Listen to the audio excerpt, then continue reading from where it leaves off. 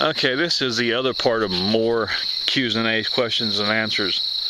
I need to do a lot of these. I don't know why I started slacking off. Well, I guess there's some things that are personal, and you know people wants to know about them, and you prefer not to tell about it. Even rich and famous people have things personal they don't want to. In other words, I'm not going to open my bank account for you and tell you how much I got. No, never will. But there are some things, I just think of what I want to say. I would like to, my question and answers here.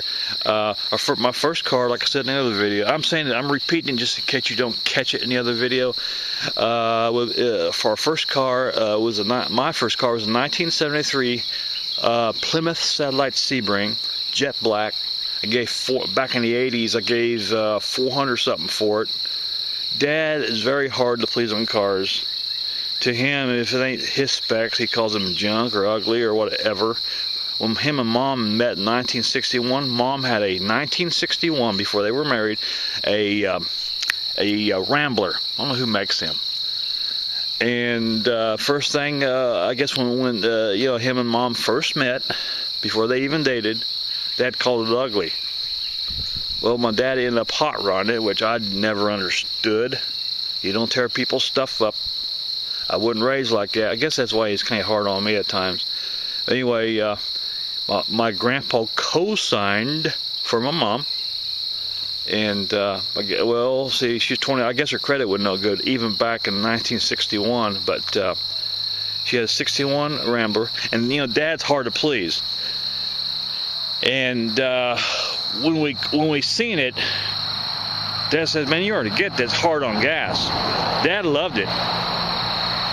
He had a 318 small block, but Dad loved it.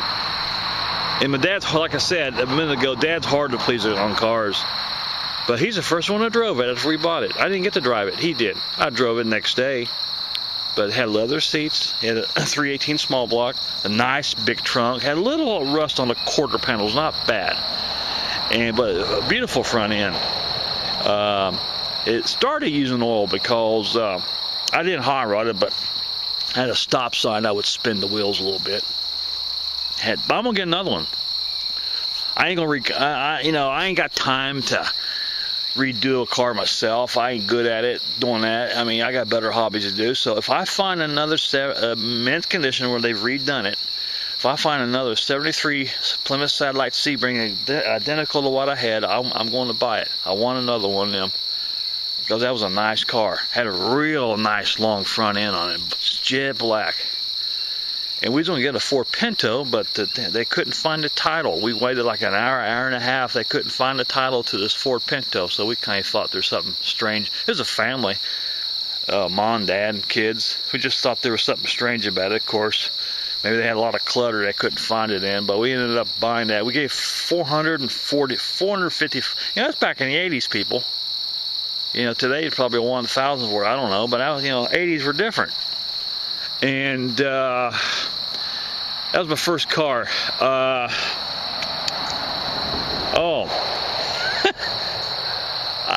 shouldn't have. I don't think this will be embarrassing. Wait, one. You want to hear something? This is funny. You want to hear something? When my dad met my mom in 1961. Now my dad's a hillbilly. All right. You know, he likes bluegrass music, you know, this and that. My mom's a Buckeye, I'm a Buckeye. Okay, hillbilly people, and don't get fooled. Some of the smartest people I've ever been around, Appalachian people. You people down there watching me, you're some of the smartest people some of you guys can't read or write, but some of you people are smart as hell. I got an uncle's a hillbilly.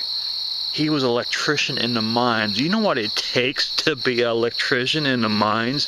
1, safety. Knowledge of electricity. 2, you're 3 miles down. And all those men depend on you for safety. You got to be smart. You're tested for safety. So don't, just because someone's a hillbilly, don't be fooled. I got another uncle's a hillbilly. He's got a PhD in mathematics. He's a doctor in mathematics. So don't get fooled when you hear about Appalachian people. My neighbor one time was Wouldn't mean about it, but he said something smart about them. I said, hey, hold on, some of my relatives are PhDs, RNs. Actually, are you ready for this? There's more hillbillies on my dad's side of the family. Here's how odd it is. They got the college degrees. My mom's side of the family is more Virginia, West Virginia, not the hillbilly, and Powhatan, Ohio. They ain't got as many degrees. Figure that out. Figure that out. Hillbilly people has more college degrees. I'm not bullshitting you. I should know. It's in part of my family. You know, wow. Do I like it here, Ohio? Yeah, it's from here. Good and bad. Good and bad. So what was another question and answer? Oh, I know I was finished what I was going to say, huh? It's different when you got a camera in front of your face. In 1961, when my dad met my mom, now here in Ohio, this to my dad, the city. Even this area was a city in 1961. Dad's in the Hillbilly Mountains. They in the Hillbilly Mountains in 1961 had indoor plumbing.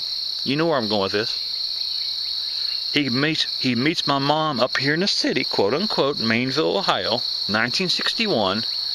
They have an outhouse. Ass backwards. That was my dad's words. Figure that out. I'll see how long I've been. I don't want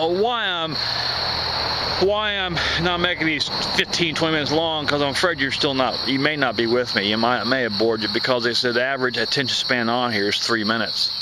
So I'm going to make another one, all right? More questions and answers, I don't know, part 2 or part 3, because I add the word more to it. What is this, part 2? Okay, a part 3 coming up.